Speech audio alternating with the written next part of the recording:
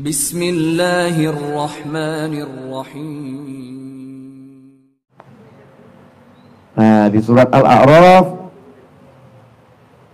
kita diceritakan oleh Allah Subhanahu wa taala dari mulai ayat yang ke-11 itu, walaqad khalaqnakum tsumma sawwarnakum tsumma qulna lil malaikati isjudu li adama fasajadu illa iblis lam yakum minas sajidin. Ya, dikatakan oleh Allah taala dalam surat Al-A'raf ayat 11 bagaimana Allah menceritakan kalian ini sudah kami ciptakan, kami bentuk dengan bagus. Kemudian kami katakan kepada para malaikat, sujudlah kepada Adam.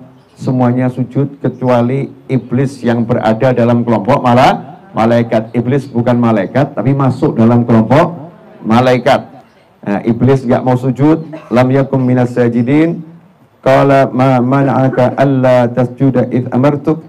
Ketika itu iblis ditanya sama Allah Ta'ala, apa yang menyegahmu, ya? Apa yang menahanmu sehingga engkau tidak mau sujud ketika aku perintahkan? Qala ana khairum minhu, aku lebih baik dari Adam. Khalaqtani min nar, engkau telah menciptakan aku dari api. Wa khalaqtahu min tin, sementara engkau ciptakan Adam itu dari tanah. Aku api, lebih mulia dari tanah. Jadi iblis menyombongkan diri, membanding-bandingkan dirinya dengan Nabi Adam alaihi salam. Maka hasilnya qala fahbit minha fama yakunu laka an tatakabbara fiha fakhruj innaka minas saghirin. Maka Allah perintahkan iblis untuk keluar, ya, untuk keluar. Kemudian juga tidak boleh sombong. Fakhruj innaka minas saghirin. Kalau kita baca di terjemahan ayatnya 13, Allah berfirman, mewahyukan, maka turunlah kamu darinya, dari surga, karena kamu tidak sepatutnya menyombongkan diri di dalam surga. Keluarlah, sesungguhnya engkau termasuk makhluk yang hina. Itu ayat yang ke-13. Nah, inilah jawabannya iblis apa? Ini jangan ditiru. Nah, ini jangan ditiru. Ini mungkin ibu-ibu mungkin nggak mendengar atau mungkin belum pernah mendengar apa yang akan saya sampaikan. Karena ini jarang dibahas. Ya, jarang dibahas. Pemirsa dimanapun antum berada, perhatikan baik-baik ini. Ini ilmu baru mungkin bagi yang belum pernah dengar. Yang sudah pernah dengar, ya tambahan ilmu lagi biar ingat, ya, biar ingat. Jadi ketika iblis itu dilaknat, ya, iblis dilaknat, diusir dari surga karena kesalahannya. Iblis tidak bertobat. Iblis tidak minta ampun. Iblis tidak minta maaf. Karena iblis pesimis. Karena iblis pesimis. Karena iblis putus asa. Sudah diusir saya, dia putus asa. Apa yang menyebabkan iblis putus asa? Karena hatinya tertutup. Hatinya tertutup sehingga tidak bisa melihat. Iblis itu paham Allah Maha Besar, paham Allah Maha Kuasa, paham Allah Maha Bisa, ya. Tapi untuk yang satu ini iblis tertutup. Kenapa? Karena dia punya penyakit yang paling berbahaya, yaitu yang namanya al-kibir, sombong. Ya, karena dia sombong, maka tertutup hatinya, tidak bisa melihat luasnya ampunan Allah. Ya, tidak bisa melihat luasnya maafnya Allah. Tidak bisa melihat luasnya rahmatnya Allah Subhanahu wa ta'ala. Sehingga iblis bergerak lisannya untuk meminta sesuatu, tapi bukan minta ampun. Minta sesuatu, tapi bukan minta maaf. Apa itu? Kita lihat di ayat yang berikutnya, ayat 14. Qala anzirni ila yaumi yub'atsun. Iblis berkata, berilah aku penangguhan waktu sampai hari mereka dibangkitkan. Beri aku penangguhan waktu sampai hari mereka dibangkitkan. Ini satu kalimat yang nakal dari iblis. Kalimatnya bagus tapi nakal. Ya, bahasa Jawanya pokil. Ya, pokil, bukan pelit. Pokil itu gimana ya, susah ya. Jahil apa cerdik ya. Cerdik dalam arti yang di sini negatif, licik gitu ya. Licik. Nah, ini iblis menunjukkan kelicikannya. Iblis tahu Allah Maha menerima doa. Tapi dia lupa kalau Allah Maha pengampun. Tapi dia tahu Allah itu Maha menerima doa. Makanya iblis berkata, "Andzirni, beri aku penangguhan penahanan." Tadinya kan mau langsung ditahan di neraka ya, mau disiksa gitu ya. Maka iblis minta penangguhan penahanan. Sampai hari mereka dibangkitkan. Sampai hari mereka dibangkitkan. Pertanyaan saya, manusia ini kiamatnya kapan?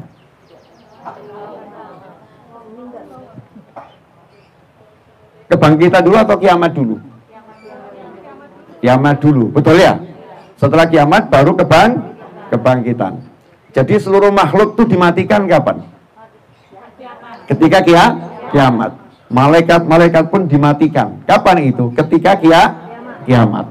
Nanti tiupan sangkakala yang berikutnya baru itu dihidupkan kembali. Jadi karena cerdiknya iblis tidak mau mati. Iblis nggak mau mati. Makanya bilangnya apa? Tangguhkan penahananku sampai hari mereka dibangkitkan. Jadi iblis gak mau mengalami namanya mati. Iblis gak mau mengalami namanya kiamat. Cerdik, ya pinter. Tapi yang dilawan Allah. Kalau ibu-ibu mukili saya mungkin saya kena. Ibu mau nipu saya mungkin saya tertipu, mungkin ya. Kita mungkin mudah ditipu orang, begitu kan ya? Tapi ini iblis mau nipu Allah Subhanahu wa ta'ala. Ini saya sampaikan biar kita lihat mukjizatnya Al-Quran dari sisi bahasa ya. Biar kita betul-betul paham. Qala innaka minal mundzirin, kata Allah Ta'ala, sungguh sungguh kamu termasuk yang ditangguhkan. Tapi tidak sampai hari kebangkitan. Di ayat yang lain, waktu maklum, di waktu yang tertentu. Betul saya tangguhkan, tapi nggak seperti yang kamu minta. Kamu harus mati, yaitu sampai nanti kiamat. Jadi Allah tidak bisa dijebak oleh makhluk. Allah nggak bisa diakal-akali sama makhluk. Allahnya maha pinter, makhluknya sok keminter. Makhluknya sok tahu, sok pandai. Allahnya maha pandai. Makanya Allah bilang ya saya tangguhkan, tapi nggak sampai hari kebangkitan. Sampai kapan? Sampai kiamat saja, selesai. Itu waktunya iblis ditangguhkan penahanan, ditangguhkan siksanya dan lain sebagainya. Nah pemirsa dimanapun antum berada, disitulah iblis kemudian berjanji. Ayat yang ke-16, qala fabima aghwaytani, sebagaimana engkau telah membiarkan aku menjadi tersesat ya Allah, menjadi menyimpang ya Allah, maka aku akan palingkan mereka dari jalanmu yang lurus. Ya, dan iblis berjanji juga itu kalau di ayat yang ke-17 kita baca, kemudian pasti aku akan mendatangi mereka dari depan, dari belakang, dari kanan, dari kiri, dan engkau tidak akan mendapati kebanyakan mereka bersyukur. Manusia akan digoda dari depan, dari belakang, dari kanan, dari kiri, bahkan juga dari atas, dari bawah, dari segala penjuru, ya dari segala penjuru, sehingga nanti manusia itu nggak akan syukur kecuali wa qalilun min ibadiyas syakur, sedikit sekali dari hamba-hamba Allah yang bersyukur. Semoga kita semua termasuk yang sedikit ini, amin. Nah, yang ahli syukur. Nah, janjinya iblis seperti itu. Artinya manusia itu rentan tergoda, rentan berbuat salah. Ya, manusia itu rentan kalau kita sebagai manusia, bukan nabi, bukan rasul, kita bukan wali, ya rentan berbuat maksiat. Kalau nabi dan rasul maksum, terlindung dari maksiat. Jadi Nabi Adam alaihissalam tidak pernah berbuat dosa. Jadi jangan salah ya, Nabi Adam tidak pernah berbuat dosa. Yang ada Nabi Adam lupa, ya lupa bahwasannya makan buah khuldi itu dilarang. Begitu ingat ya nyesel. Ya begitu ingat ya nyesel. Kesalahan yang dilakukan Ya, kesalahan yang dilakukan karena lupa itu khoti'ah namanya. Salah saja, bukan berbuat dosa. Kalau dosa itu tahu ini tidak boleh dilanggar, itu namanya dosa. Tapi kalau lupa kan tidak ada masalah. Contoh, puasa Ramadan dengan sengaja jam 12 siang makan tanpa sebab, dosa enggak? Dosa. Tapi kalau jam 12 siang makan 5 piring tapi lupa kalau puasa, boleh enggak? Itu namanya dosa atau alhamdulillah? Alhamdulillah. Rezeki ya, itu harapan ibu-ibu di kala Ramadan. Allahumma lupa, mudah-mudahan lupa begitu. Waktu kecil anak-anak kan suka seperti itu. Pulang sekolah, sekarang ada istilah PTM gitu ya, pertemuan tatap muka, pulang PTM gitu. Ramadan buka kulkas kalau anak-anak gitu ya, terus minum 2 gelas 3 gelas. Nah setelah itu ibunya lihat, nanya, kok gak puasa? Oh lupa. Iya ya, kalau lupa ya rufi al-qalam, pena gak mencatat sebagai suatu dosa, kesalahan. Nabi Adam alaihissalam saat itu lupa.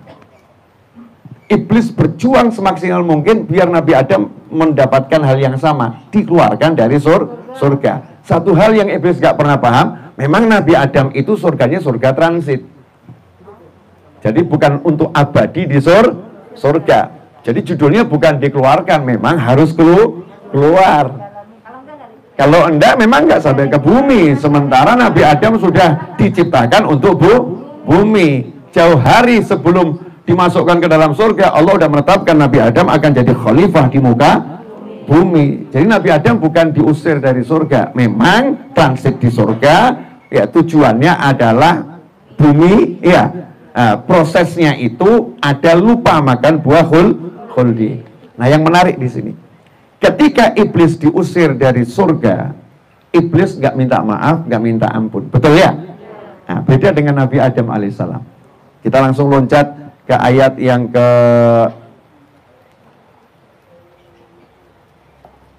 ini 22 ya. 22 itu kalau kita baca terjemahannya, dan dia setan membujuk mereka, Nabi Adam dan Siti Hawa, dengan tipu daya ketika mereka mencicipi buah pohon itu. Tampaklah oleh mereka auratnya, maka mulailah mereka menutupinya dengan daun-daun surga. Allah menyuruh mereka kepada mereka, bukankah aku telah melarang kalian dari pohon itu, dan aku telah mengatakan bahwa sungguhnya setan adalah musuh yang nyata bagi kalian berdua. Itu ayat 22. Artinya Nabi Adam alaihissalam lupa makan sesuatu yang dilarang. Apakah makan? Enggak, mencicipi dzaqah. Kalau mencicipi itu kan enggak batalin puasa ya. Jadi ibu kalau masak itu loh, ya di lidah, cuman rasa ya, rasa kemudian dibuang lagi. Yang batalkan puasa kan kalau sampai ditelan, ya itu membatalkan puasa. Tapi kalau cuman di lidah kemudian dibuang, ya setelah itu dibersihkan mulutnya agar rasanya nggak sampai tenggorokan, maka itu tidak membatalkan puasa. Itulah yang dipakai ibu-ibu ketika masak. Nah, Nabi Adam alaihissalam waktu itu dzaqah, mencicipi, baru nyicipi ingat, terus dilepeh, dibuang. Nah kalau kita kan enggak, oh kok enak, lanjut, tambah, ya nambah. Misalnya kalau ibu-ibu lagi darah tinggi, dibilangi temennya, jangan makan ini itu, dicipi kok enak, ya lanjut gitu kan ya. Orang darah tinggi itu nggak boleh makan kambing, darah rendah nggak boleh makan kambing, darahnya normal nggak boleh makan kambing, orang sehat nggak boleh makan kambing. Masa kambing mau dimakan, saudara-saudara? Yang boleh ya disembelih dulu ya diolah dulu, dagingnya dimakan. Kalau kambing jangan, betapa sadisnya. Ya, yang makan kambing itu mungkin singa, langsung dimakan. Pemirsa dimanapun antum berada ya, ini sedikit intermezzo. Nah, apa jawaban Nabi Adam alaihissalam ketika lupa? Ya, ketika lupa dan setan berhasil membuat Nabi Adam lupa. Apakah Nabi Adam kemudian mengatakan, ya Allah, ya jangan siksa aku sekarang, siksa nanti saja gitu? Enggak. Ini ucapan orang yang putus asa, gak punya prasangka baik pada Allah subhanahu wa ta'ala. Ya, nggak punya prasangka baik pada Allah Subhanahu wa Ta'ala. Jangan kita pernah membuat orang lain tidak punya prasangka baik sama Allah Ta'ala. Dan kita katakan percuma kamu mau tobat model apapun, kamu mau berbuat baik model apapun, gak bakal diterima sama Allah Ta'ala. Ke orang ya, person ya, percuma. Kita ngomong seperti itu tidak boleh. Karena buat orang ini putus asa. Yang ada dosamu sebesar apapun Allah akan maafkan kamu, tapi ya penuhi syaratnya. Ya penuhi syaratnya. Mudah kok, nggak repot. Allah akan maafkan kamu dan bahkan ngangkatmu jadi walinya kalau kamu sungguh-sungguh bertobat pada Allah Subhanahu wa Ta'ala. Makanya Nabi Adam mencontohkan, qala rabbana zalamna anfusana wa in lam taghfir lana wa tarhamna lanakunanna minal khasirin. Nah, ini menarik. Karena saat itulah keduanya kompak, suami istri ini, Nabi Adam dan Siti Hawa. Jadi yang ngucap ini berdua. Nah, kadang-kadang enggak ini. Ya, dosanya kalau kita nih ya, suami istri berbuat dosa, yang suruh tobat cuma suaminya toh. Atau suami istri berbuat dosa, yang suruh tobat cuma istrinya toh. Ya. Ini tobat itu dilakukan berjamaah kalau dosanya berjamaah. Makanya kita kalau bisa ngajak keluarga kita tiap hari tobat terus. Karena kita sering dosa berjamaah. Ya, nonton tayangan-tayangan yang haram itu dosa berjamaah enggak itu? Ya, ibu-ibu kok terus diam semua kenapa? Ya kan? Itu kan berjamaah. Yang ngasih pulsa internetnya ya ikut dosa, yang ngasih listriknya ya ikut dosa, yang belikan TV-nya ya ikut dosa. Betul kan ya? Ya dosa berjamaah. Ya tobatnya juga berjamaah. Qala. Dan ini ada kalimat yang diucapkan. Makanya kalimat ini punya nilai penting. Jangan dianggap kalimat gak ada artinya. Kalimat itulah yang menyebabkan seseorang dianggap muslim atau tidak muslim. Kalau mukmin cuma dalam hati, tapi jadi muslim harus diucapkan. Walaupun orangnya tunawicara, mengucapkannya pun dengan bahasa isyarat. Pernikahan nggak bisa cuma di batin, saya terima nikahnya, nggak bisa. Ya harus diucapkan. Maka kalimat ini punya sesuatu nilai yang sangat tinggi. Bahkan kalau kita lihat dalam dunia persihiran, menurut film-film sihir ya, mudah-mudahan kita juga nggak ketemu sama yang namanya ahli sihir. Itu orang-orang kalau mau nyihir juga baca kalimat-kalimat tertentu, namanya mantra ya, mantra. Jadi yang buatkan sihirnya jadi apa mantranya. Nah, orang kalau lagi sakit nggak jelas diperiksakan ke dokter, kalau nggak sembuh-sembuh, maka ada yang bilang kena ain, mungkin kena mata, atau kalau bahasa Jawa sawanan, ya kena sawan. Obatnya apa? Ya dirafalkan doa, ya dibacakan doa. Kalau bahasa Jawanya dijampi, ya jampi itu kan bisa positif, bisa negatif. Dijampi. Dalam bahasa Arabnya ruqyah. Ruqyah itu ada ruqyah yang dilakukan oleh Nabi, sahabat, ulama, kiai, habib ya. Itu semua doa yang dilafalkan untuk kepengobatan itu namanya ruqyah. Apapun doanya. Nah, kemudian kalau untuk zaman dulu orang-orang jahiliyah juga merafalkan mantra. Mantra dalam bahasa Arab namanya juga ruqyah, namanya juga ruqyah. Nah, jadi kalimat itu yang menghasilkan, dengan izin Allah, menghasilkan sesuatu. Jadi harus ada kalimat yang diucapkan. Nah, ini kalimat ini makanya kalimat istighfar yang luar biasa. Kalau bisa habis sholat dibaca setiap hari. Rabbana zalamna anfusana wa in lam taghfir lana wa tarhamna lanakunanna minal khasirin. Hasilnya apa? Dikeluarkan dari surga, diturunkan ke bumi, diangkat jadi khalifah. Artinya turunnya bukan turun penghinaan, tapi turun pemuliaan. Ya, turun pemuliaan. Ibarat orang turun dari kursi, tapi untuk duduk bersama calon mertua. Nah, itu namanya dihinakan atau dimuliakan? Dimuliakan. Ya, nanti dikembalikan ke kursi. Nanti dikembalikan ke kursi. Ya, nanti akan kembali ke surga.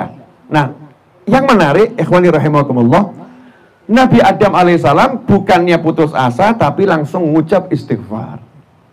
Bukan putus asa, tapi minta permohonan maaf. Ya, minta maaf. Bukan putus asa, minta ampun. Jadi beda sikapnya, saya katakan tadi yang jarang dibahas sama orang. Orang cuman bahas biasanya itu iblis sombong, gitu kan ya? Kalau Nabi Adam tidak sombong, yang dibahas di situ. Nah, tapi sisi ini orang banyak lupa. Iblis lupa minta maaf, Nabi Adam tidak lupa minta maaf. Iblis lupa minta ampun, Nabi Adam tidak lupa minta ampun. Jadi seandainya iblis itu minta ampun, ya kemungkinan dapat ampunan itu ya. Kemungkinan dapat ampunan, tapi Allah tutup itu hatinya sehingga lupa dia minta ampun. Karena buktinya minta enggak langsung disiksa, ya diberi sama Allah Subhanahu wa ta'ala. Karena Allah Maha Pengampun, Allah Maha Penyayang. Tapi iblis lupa minta ampun. Dengan sombongnya tadi, akhirnya dia nggak bisa minta ampun. Ditutup hatinya oleh Allah Subhanahu wa ta'ala. Sementara Nabi Adam alaihissalam dengan kerendahan hatinya segera minta ampun pada Allah Subhanahu wa ta'ala. Nah, ikhwani rahimakumullah, di sini ada pelajaran. Jadi sebesar apapun salah kita, jangan pernah berputus asa untuk minta ampun kepada Allah Subhanahu wa ta'ala. Nah, diantaranya kepada manusia. Minta maaf, itu kan bagian proses minta ampun sama Allah, minta maaf pada manusia. Jangan pernah mengatakan dia tidak akan pernah memaafkan saya, dia sudah tertutup hatinya untuk saya, percuma saya minta maaf. Tugas kita mengetuk pintu minta maaf, dibuka maupun ditutup bukan urusan kita. Maupun ditutup 24 jam, kita akan ketuknya itu 1 bulan. Ya, ketuknya 1 bulan. Kalau kita butuh uang di bank, bukannya jam 8, ya mungkin jam 7 kita udah di bank tadi. Kenapa? Butuh, betul. Ya, butuh, betul. Kalau tutup kita tunggu bukanya kapan? Bukanya kapan? Itu butuh duit. Masa kita butuh maafnya orang, kita lelah untuk minta maaf. Nah, kemudian juga kita jangan jadi orang yang nggak mau maafkan. Karena Allah Maha Pemaaf. Orang yang suka memaafkan akan dimaafkan. Kalau kita itu berat maafkan orang lain, maka dosa-dosa kita juga akan berat dimaafkan sama Allah Ta'ala. Jadi kalau kita suka maafkan orang, minta maaf, memaafkan itu tidak buat orang jadi hina, tapi buat orang jadi mulia. Jangan pernah, apalagi ibu ngomong sama anak, na'udzubillah min dzalik, tiada maaf bagimu. Masya Allah. Karena anaknya melakukan kesalahan yang besar. Ya, misalnya tiba-tiba kok nikah tanpa memberi tahu orang tuanya, ini ya anak kurang ajar. Betul kan ya? Kalau sampai dia itu durhaka, ya dalam rangka durhaka, tidak betul.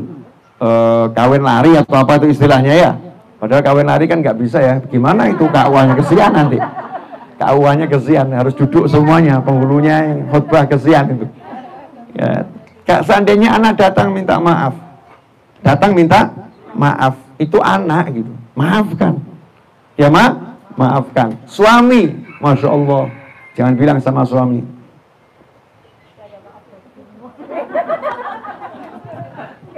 sudah diam pakai angkat apa namanya, begini dan lain sebagainya. Walaupun salahnya emang nyebelin gitu ya, salahnya nyebelin. Tapi kita kan sadar, kita juga punya salah-salah yang nyebelin banyak sama manusia yang lain, sama Allah Ta'ala. Ya, disuruh sholat subuh aja kok 1 bulan terlambatnya itu kok 20 kali gitu ya. Ya misal gitu kan ya, sering terlambat. Ya, kalau kita mau maafnya Allah, ya biasa maafkan orang. Kalau kita mudah maafkan orang, nanti Allah akan maafkannya. Itu ada satu orang yang biasa memberikan hutang sama orang. Dia masuk surga itu bukan karena ibadahnya luar biasa, dia ibadahnya biasa-biasa saja. Tapi dia bilang sama sekretarisnya, itu kalau yang ditagih susah karena nggak punya uang, ditagih susah karena nggak punya uang, segera anggap lunas. Masya Allah. Sanggup niru ibu-ibu? Wah, cepat melarat kok cara yang begitu, Beb. Cepat miskin saya nanti, Beb. Ini kalau ada orang susah betul ya, memang bukan orang nggak mau bayar, memang nggak punya uang, susah. Karena memang nggak punya uang, maka saya ikhlaskan, lunaskan itu. Allah berkata pada malaikatnya, masukkan dia ke dalam surgaku, karena aku malu kalau kalah dermawan sama dia. Malu kalau kalah dermawan sama dia. Jadi Allah maha malu kalau kalah maaf sama hambanya. Kalau hamba itu mudah maafkan orang lain, maka Allah juga akan maafkannya. Ini salah satu bentuk istighfar. Jadi istighfar minta ampun itu bukan sekedar kita minta ampun, tapi juga kita memaafkan orang lain. Itu thalabul maghfirah. Cara kita mendatangkan ampunannya Allah, ya kita maafkan orang lain. Almarhumah Syarifah Syifa binti Thaha bin Abdillah Asgaf, istrinya almarhum Habib Anis Solo, ya, Ibu Syifa itu yang wafat 17 Rajab ini sebentar lagi juga dekat dengan pas hari wafatnya ya. Sudah sangat lama meninggal. Syarifah Syifa itu punya kebiasaan luar biasa, tidak tidur dengan menyimpan benci pada siapapun. Jadi kalau malam itu mau tidur angkat tangan, ya Allah, semua orang yang punya salah sama saya, yang saya ketahui maupun tidak saya ketahui, sudah saya maafkan semua ya Allah. Terima amal solehnya, ampuni dosa-dosanya, wujudkan hajatnya, semua didoakan. Sementara kalau kita mau tidur, batin yang satu itu yang satu itu gitu kan ya, justru teringat kalau mau tidur ya, bahkan mungkin di-share ke temennya, dia ini.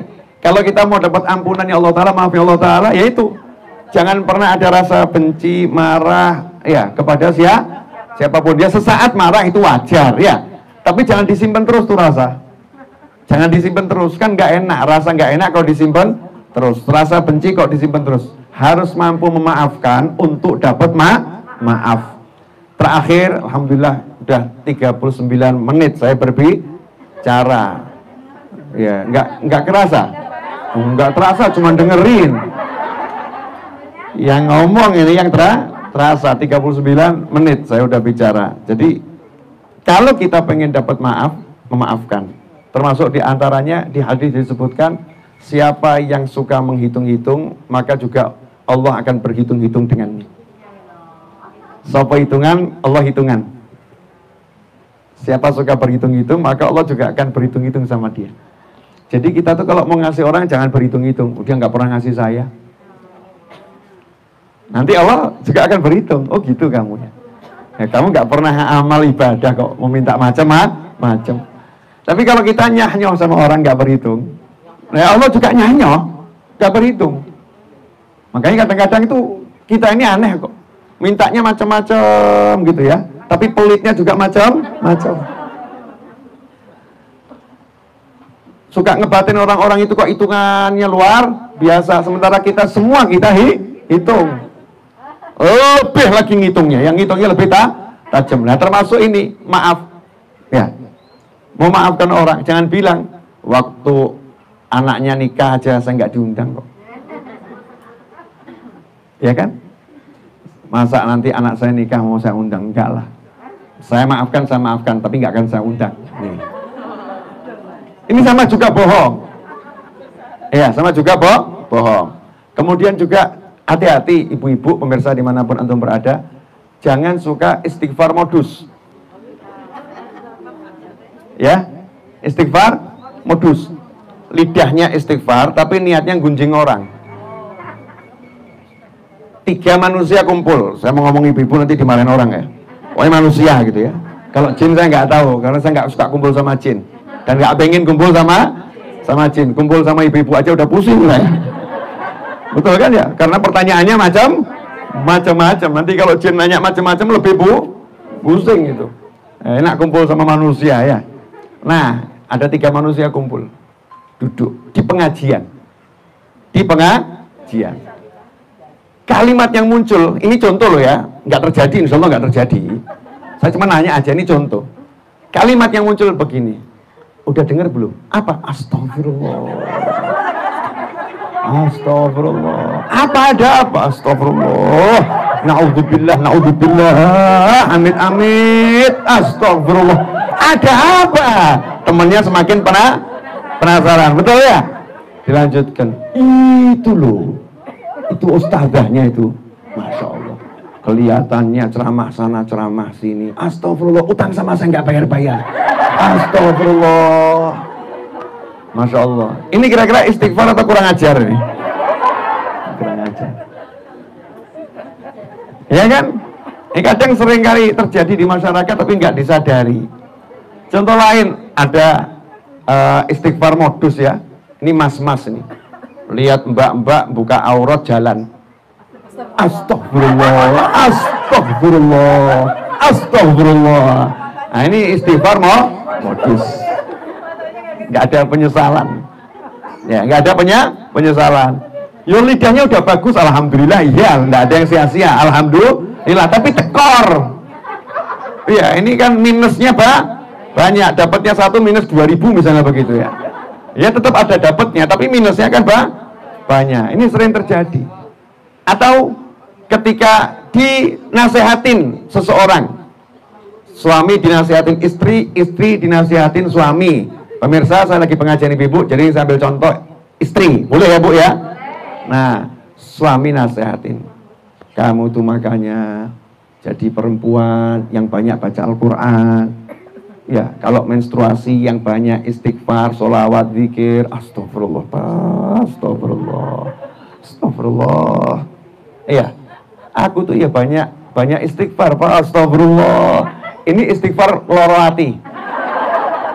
Paham? Istighfar loro hati, istighfar sakit hati. Masa aku dibilang nggak baca sholawat, masa aku dibilang kurang ngaji, astagfirullah. Ini istighfar sombong. Ya, tidak rela direndahkan. Ini istighfar bela diri. Ya, istighfar mempertahankan nama baik dan apapun namanya terserah. Tapi modusnya istighfar. Hadir orangnya, hadir. Entah di mana, Allah alam. Nah, kita ini suka nggak sadar ya, seperti itu. Atau di jalanan. Nah, ini saya sopir. Saya kan sopir di jalanan, entah nyopir mobil, naik motor. Kok lihat ada orang naik motor itu ngawur, naik mobilnya ngawur. Astagfirullah, menungso kok kaya ngono, astagfirullah, wong kok kaya ngono. Orang kok seperti itu, astagfirullah. Ini namanya apa ini? Menghina orang, tapi dalilnya astagfirullah. Mestinya kan, ya Allah selamatkan dia, kan begitu ya? Ya Allah beri dia hidayah, ya rada pantas. Ini astagfirullahnya untuk ngangkat nilai dirinya, untuk merendahkan orang lain. Nah, ini banyak terjadi. Ya banyak terjadi. Nah, jangan sampai kita setelah pengajian ini sering kepleset ya. Kalau kepleset sesekali yang begini ya wajar, segera istighfar. Tapi kalau jadi kebiasaan, ayo kita rubah. Ayo kita rubah.